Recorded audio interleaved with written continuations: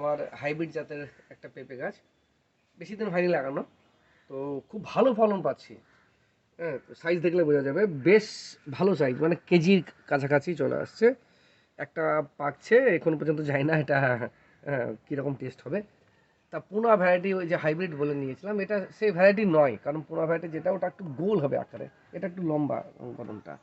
আচ্ছা, ছোট গাছ কিন্তু ভালো ফলন হয়েছে, একটু বেশ মানে দারুণ ফলন হচ্ছে, আরও হবে। গাছ যে খুব বেশি বড় তাও নয়, হ্যাঁ, এখানে ইয়েতে পুরো হয়েছে, দেখতে পারবেন একদম ভরে ভরে হচ্ছে।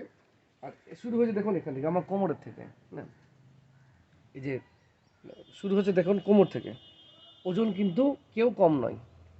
ঠিক আছে, এবং লাভদায়ক, যারা মনে করবে যে না এই ধরনের পেঁপে আমি লাগাবো, তাদের পক্ষে এই পেঁপে হচ্ছে লাভদায়ক।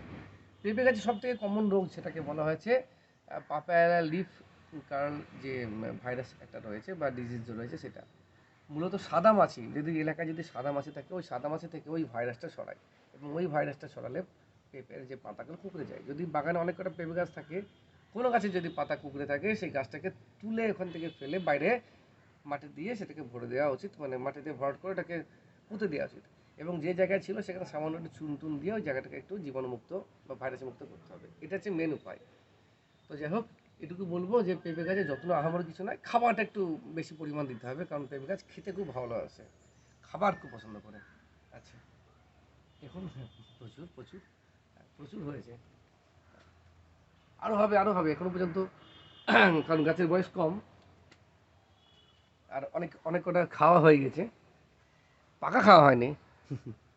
আচ্ছা।